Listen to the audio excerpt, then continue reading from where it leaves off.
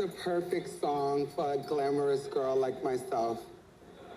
What an honor and a privilege is it to be seen and celebrated by your peers and colleagues, truly.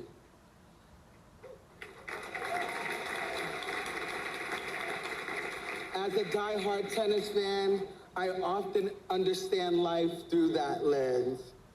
I feel like I just won the US Open and I am Serena Williams, the greatest of all time. Y'all can clap for Serena, okay? Thank you to the Ali Forney Center for this incredible honor. In times like these, when the world feels especially heavy, this recognition means even more. I also want to congratulate my fellow honorees, Keels. Come on, give it up for Keels. This skin doesn't look this good without Keels on it. I wore it today, actually.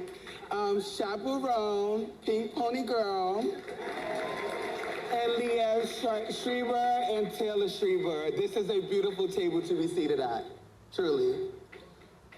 Growing up right here in the South Bronx, I was what you might call an extra special kid. I was tall, dark-skinned, full figure, extremely feminine and outspoken. I was the ultimate girl. I loved playing with my sister's dolls, jumping double dutch, and dressing up in my mother's clothes. Those qualities made me stand out, and not only in ways that felt safe, they made me a target. One of my earliest memories of bullying is being spat on in the cafeteria by a boy named Matthew. And for people who know me, they will not believe I let Matthew spit on me. And I just sat there. I didn't respond. I didn't yet know how to stand up for myself. I met many Matthews before I finally said enough is enough. I learned quickly that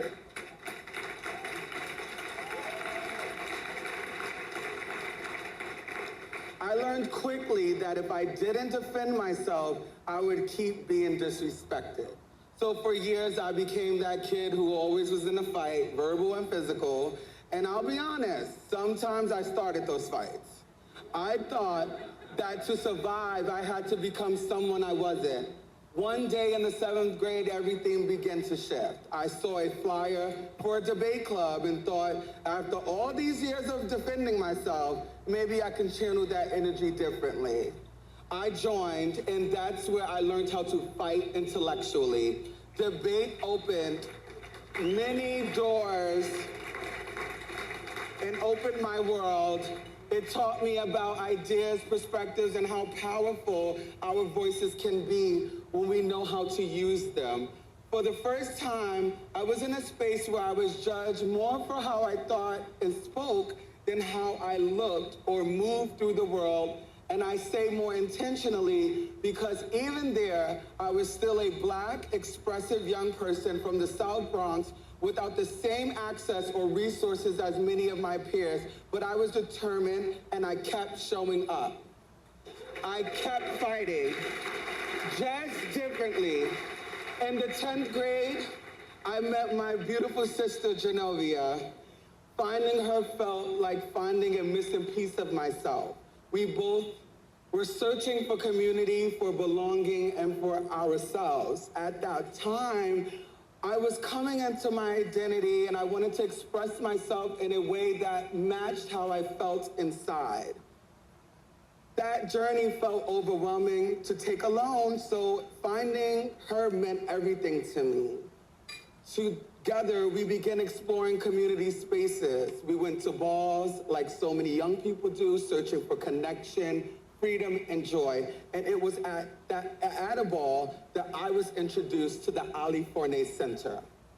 That moment changed my life. Ali Forney became more than a name. It became a symbol of what it meant to fight for young people like myself.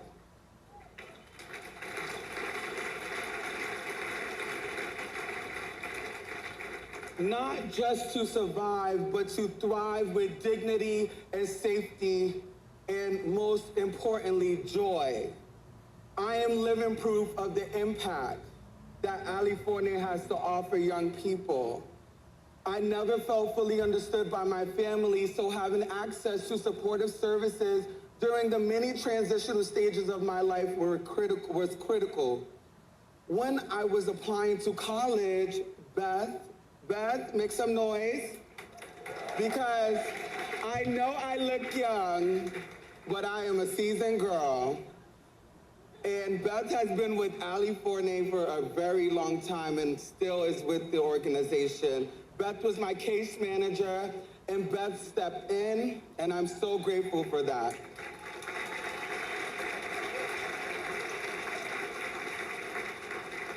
They helped me gather all the documents I needed, guided me through the process, and wrote a letter of recommendation that helped me get accepted, and I will never forget the support that Beth gave me.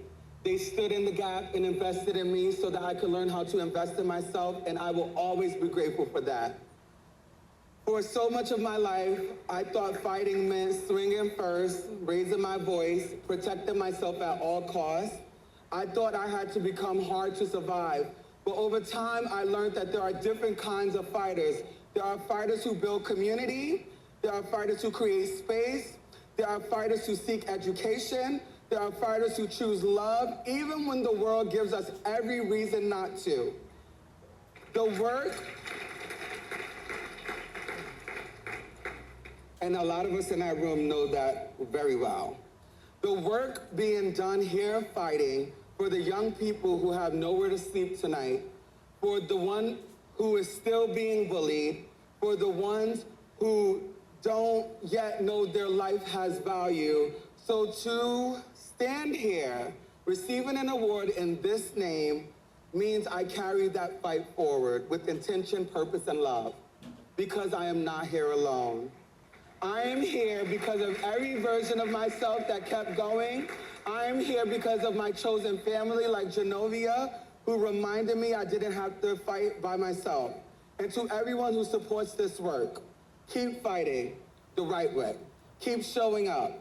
Keep building a world where our young people don't have to survive, but thrive. Thank you so much. Thank you, Forney.